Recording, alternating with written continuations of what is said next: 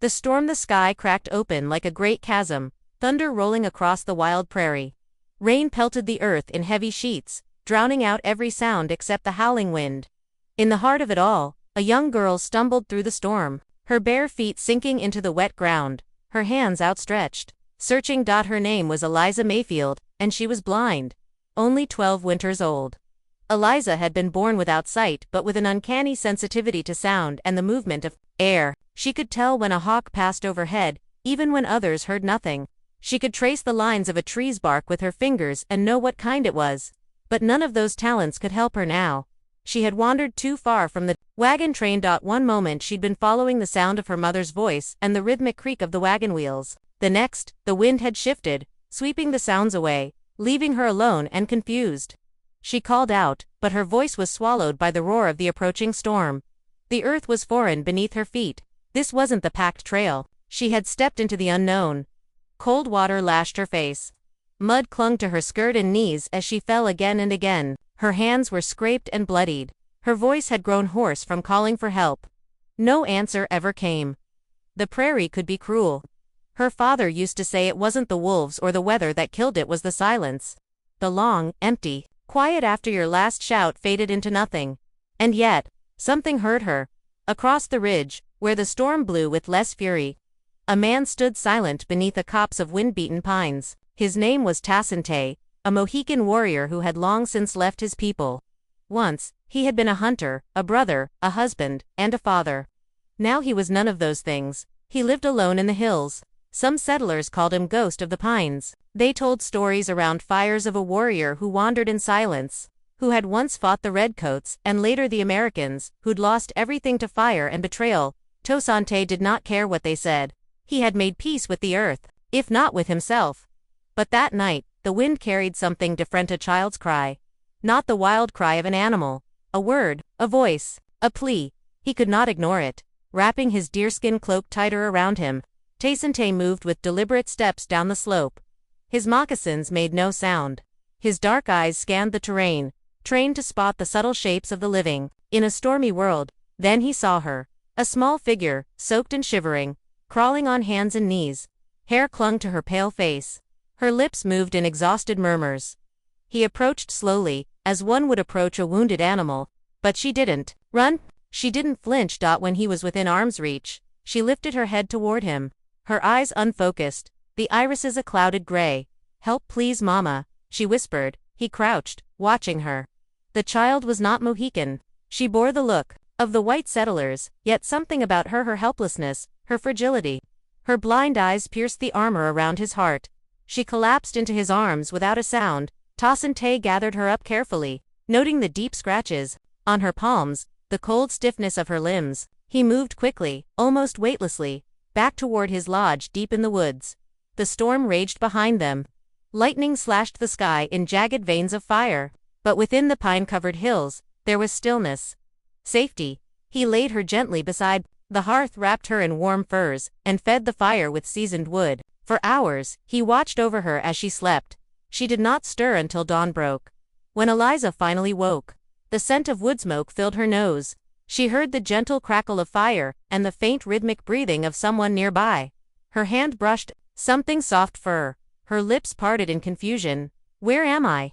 A silence followed, then a low voice, deep and calm. "You are safe now. Rest." She turned toward the sound. "Who are you?" The man was silent for a moment, then said softly, "No one. A shadow. But you are not meant to die here." The stranger's shelter. Eliza lay still beneath the heavy fur, warmth returning slowly to her limbs. Her body ached, her fingers throbbed, and her mouth was dry. But the fear of the wild, cold fear of the night before had faded. She listened. The room was quiet but alive. Fire popped softly in the hearth. Somewhere nearby, water dripped in regular intervals. She heard the brush of leather against stone, the faint pull of a blade being sharpened, and beneath it all, the steady rhythm of breathing deep, grounded, unafraid. The man was still there. "Thank you," she whispered. A pause. Then his voice again, low, steady. "You should drink." She felt the furs shift as he moved. A moment later, cool water touched her lips. A carved wooden cup, held with surprising gentleness. She drank greedily, dribbling a little down her chin.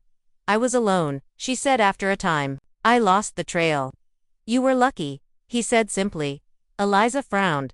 It doesn't feel like luck. It never does. His tone was unreadable. She wasn't sure if he was angry, sad, or something else.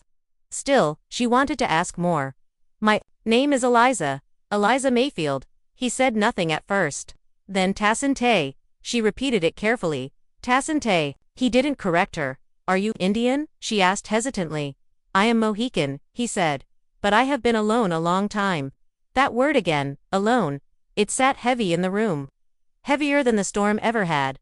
I don't think I would have made it, she said quietly. I was freezing. I couldn't find my way. She stopped. Her voice wavered. I thought I was going to die. You still might, he said bluntly. If you leave too soon. Eliza stiffened. Then he added, more gently, but you are not dead yet. Rest. Heal. He returned to his quiet work. Eliza lay back, listening again.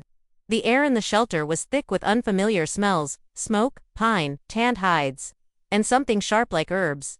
She reached out slowly, her fingers brushing the woven fibers of a mat, then the edge of a wooden bowl.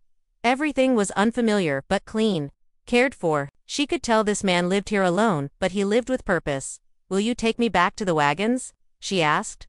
A long silence followed. Then, when the storm ends, not before. She nodded, though she knew he couldn't see. All right. 3 days passed.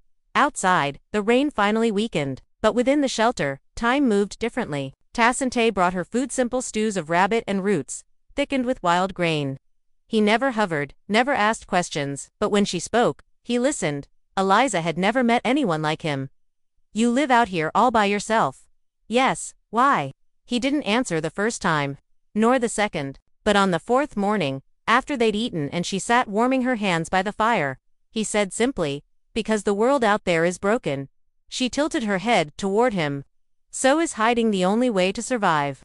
No, he said, but it is the only way to forget. She didn't speak after that, and neither did he. But something shifted in the air between them, something fragile but real. Later that day, she asked if she could help with anything. He handed her a bundle of sinew and a pile of beads. She traced each one with her fingers, smiling. I used to string beads with my mother. You are good at it, he said without looking. Eliza paused.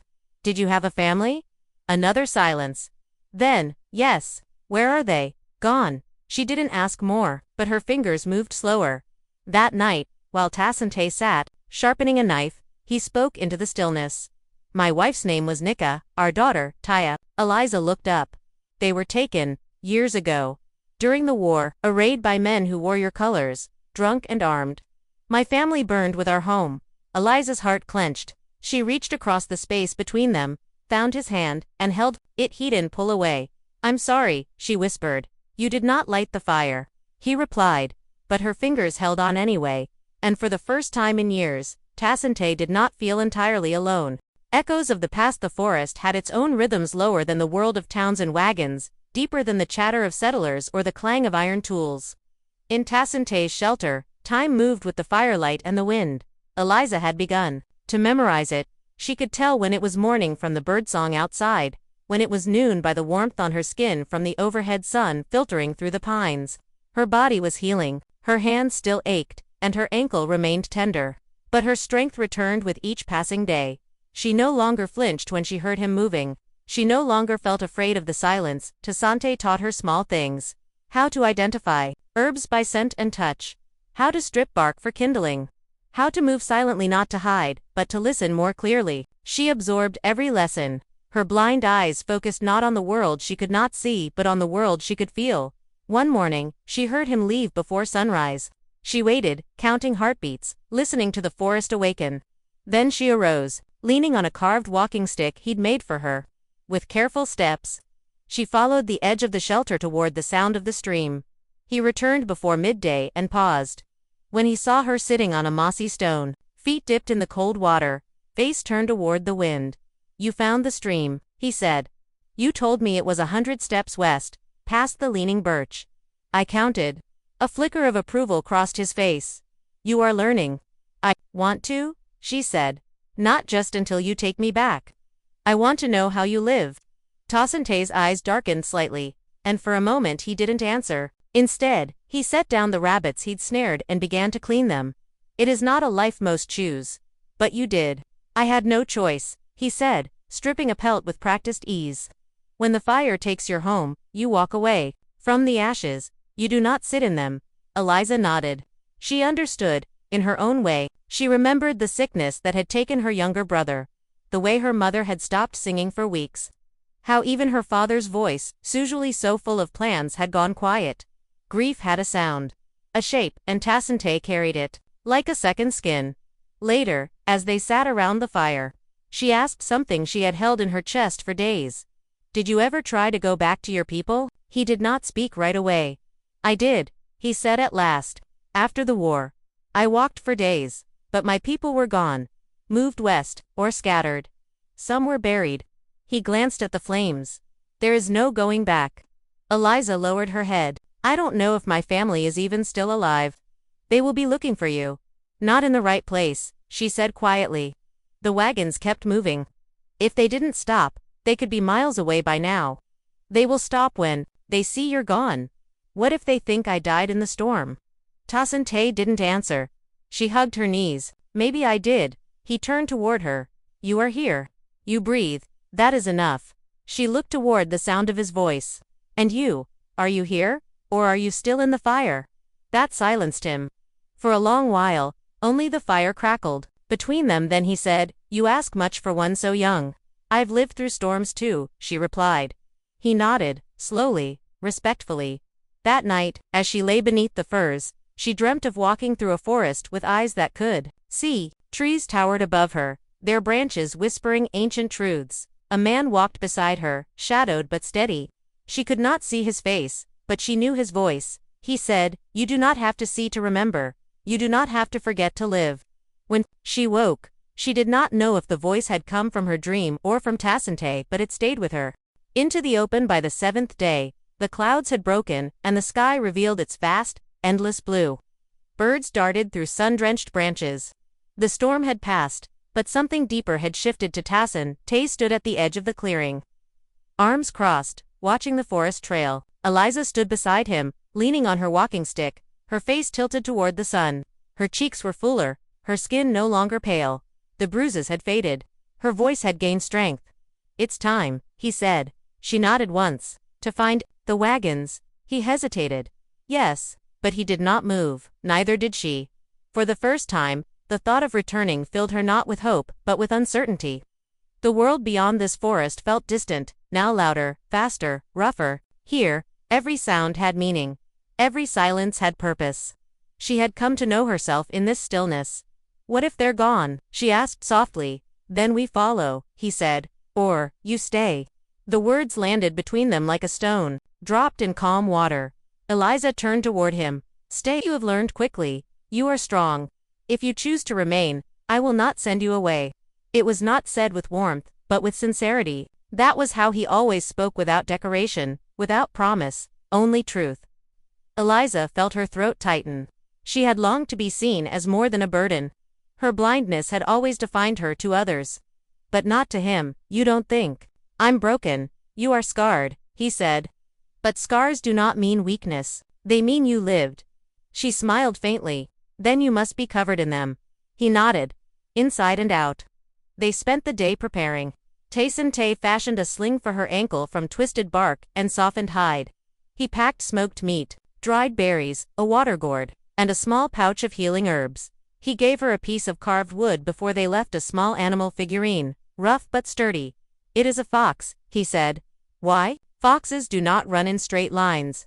They move through shadow, scent, and instinct. Like you. Eliza traced its ears and smiled. She tucked it carefully into her pouch. They walked in silence for hours, Tacente always a step ahead, clearing the path with his staff. Eliza moved steadily, trusting his direction, listening for every break in the trees, every rustle in the underbrush. Her fear was gone. She moved with purpose. Now, as evening fell, they reached a rocky overlook. Below stretched the open plain, rolling hills golden in the twilight, rivers glinting like silver threads, and in the distance, a thin line of smoke curling toward the sky. Eliza smelled it first. Ash, horse sweat, grease, wagons. She breathed Tacente. scanned the horizon. Campfire smoke. Maybe 2 miles out. They did not go far.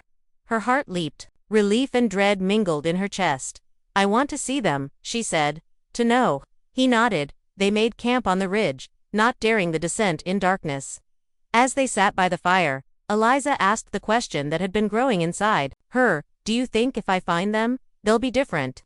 Tasante stared into the flames. People change when they lose something. Sometimes for better. Sometimes not. And if I've changed, then you must choose which world is yours.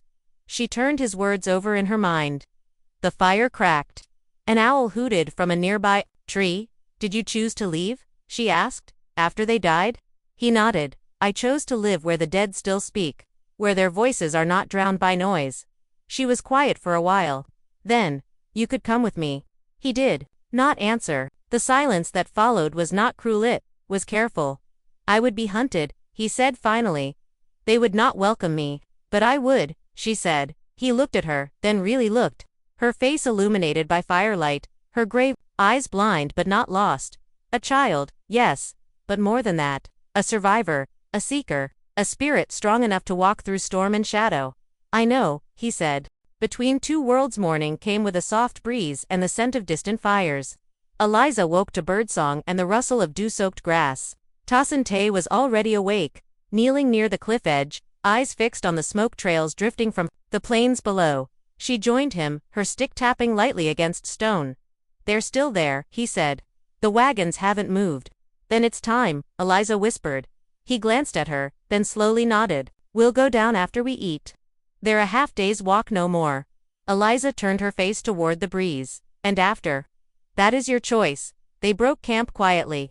No part of it felt final yet everything carried weight. Every item packed, every knot tied, felt like the closing of a chapter. Eliza held her fox figurine in her palm, small and warm from the heat of her fingers. She slipped it into the pouch beside her heart. The descent was slower than she expected, her injured ankle forcing careful steps. Tosante never rushed her. He walked beside her, letting her set the pace. Once, when she stumbled, he caught her elbow without a word. Thank you, she murmured. For what? For staying. He didn't reply, but she sensed the meaning in his silence. By midday, the scent of smoke and livestock grew stronger. She could hear the low bellow of oxen, the clang of metal, and faintly, voices, dozens of them, rising and falling like distant wind. Then she heard something else. Eliza Mayfield. Her breath caught in her throat. It was her mother's voice. She didn't wait. She moved forward, faster than she should have, her stick barely touching the ground. Her heart pounded. She heard her name again, closer. This time, louder than hands. Her mother's arms enveloped her in an instant, pulling her close, sobbing against her hair. Eliza cried too, though not entirely from joy. Her father followed moments later, his voice thick with emotion. We thought you were gone, we thought. I was lost, Eliza said. But I wasn't alone. Her parents stepped back slightly, and Eliza turned, extending her hand toward Tasante. He had stopped at the edge of the camp. Standing in the open, his tall frame still as stone. All conversation around them ceased. Settlers stared, some in alarm, others in wary silence. Eliza called. He saved me. He kept me alive. Tasante did not move closer. Her father looked between her and the stranger. His jaw clenched. You were with him. He has a name, Eliza said calmly. Tasante. Some men shifted uneasily. A few reached subtly for rifles. Tasante did not flinch, but his eyes never left Eliza. Her mother leaned down. Eliza, sweetie, come here. It's okay now. No, Eliza said. He's not a threat. He's my friend. Her voice, clear and firm, cut through the tension. Her father hesitated. Tasante took one slow step backward. Eliza sensed it. You're leaving, she said, her voice barely above a whisper. He nodded once. This is your world. You could stay. I would not be safe. Nor would you. Your people still see me as shadow. Eliza felt her throat tighten. Then let me go with you. Her parents gasped. Her father stepped forward, anger rising. You're not going anywhere, Eliza. You've been through enough. I'm not saying forever, she said. But I'm not ready to come back. Not fully. Her mother knelt beside her. You don't have to make that choice now. Let us care for you. Eliza turned her face toward the camp. The voices, the smells, the noise. It all felt overwhelming now, coarse and sharp. But not evil, just different. I need time, she said quietly. Her father's voice softened. Then stay near. Rest. We won't leave again until you're ready. She nodded slowly. I'll come back, but I want to say goodbye. Tasante waited, beneath the trees. When she found him, he spoke first. You belong to both worlds now, do you? He didn't answer. She reached for his hand. You don't have to vanish. I do not vanish, he said with a faint smile. I return to silence. That is where I hear them best. Eliza stepped forward and embraced him. He hesitated, then placed one hand on her back. You walk stronger than when I found you. You showed me how. Then, in a whisper, you're not alone either. Not anymore. Tasante released her gently and disappeared into the trees without looking back. Elisa stood for a long moment, listening to the sound of his footsteps fade into the earth. Then she turned toward the camp, toward her family, her old world, and began to walk. The quiet distance, the camp was not as she remembered it. The sounds were sharper, the voices more rushed, the people more cautious. Eliza felt like a ghost, moving through it, welcomed, yes, but watched. The storm had marked her, and her time in the forest had made her different. Her mother clung to her constantly, brushing her hair, feeding her hot soup, smoothing her blankets. Her father, though quiet, never let her out of earshot. And yet, she felt farther from them than ever before. At night, she lay awake, listening to the creak of the wagons and the shuffle of hooves. But in her mind, she heard the soft snap of pine needles, the crackle of a low fire, the steady voice of a man who had lived too long with ghosts. Tay had left. Yes, but his presence lingered, like the scent of smoke in her clothes. She missed the silence most of all. Not the emptiness, but the rich quiet of the forest, the kind that listened back. On the fourth night, she slipped out of her family's wagon and sat alone by the edge of camp. She held the carved fox in her hand, tracing its contours. The wind whispered through tall grass, and for a moment, she imagined it carried his breath. She whispered, I'm still here. Behind her, footsteps, her father. Eliza, he said, softly, you're not sleeping. I don't like the noise anymore. He sat beside her. We were so scared. We thought we'd lost you. I was lost, she said. But it wasn't the forest that scared me. He was silent, listening. I was scared that if I came back, no one would understand. He let out a slow breath.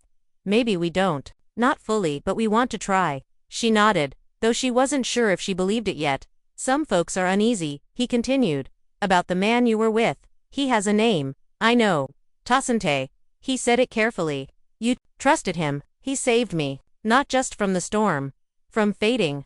Her father put a hand on her shoulder. I don't know how to thank him. You don't need to. Just don't fear him. That may take time. She turned her blind eyes toward the horizon. Everything worthwhile takes time. Days passed. The wagons didn't move. The trail ahead was muddy and broken from the storm. Repairs were made. Supplies reorganized, but beneath the surface there was unease. Tasante had been seen. Word had spread. Some feared he would return. Eliza grew tired of the whispers. One morning, she approached a group of boys near the edge of the creek, sons of other settlers. She held her staff lightly, her steps sure.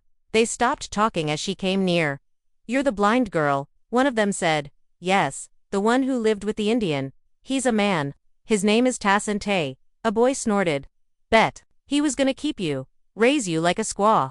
Eliza stepped forward until she was inches from the voice. Her expression calm, her voice cold. He saved me when no one else did. He fed me, carried me, taught me to live. What did you do when the storm hit? Hide under canvas, and cry. Silence, another boy muttered. She's not the same. She turned her head. No, I'm not. They left her alone after that night. Her mother found her stringing beads near the fire, one of the few things from her old life that still brought comfort. She sat beside her daughter in silence, watching her fingers work. I think, her mother said quietly, that you're still in two places at once. I am. You'll come back to us. Eliza paused, then nodded. But not the same as before. Her mother reached out and gently touched her hand. Then we'll learn who you are now. All over again. Far beyond the hills, in the shadowed pines, Tasante walked alone, but not untouched. He sat beneath the old trees, the wind combing through his dark hair, and held a strand of beads in his hand. A gift left where they'd parted. strung with care. A fox carved in wood at its center. He closed his eyes, and for the first time in years, the silence did not ache, it hummed with memory. A path between summer waned slowly on the plains.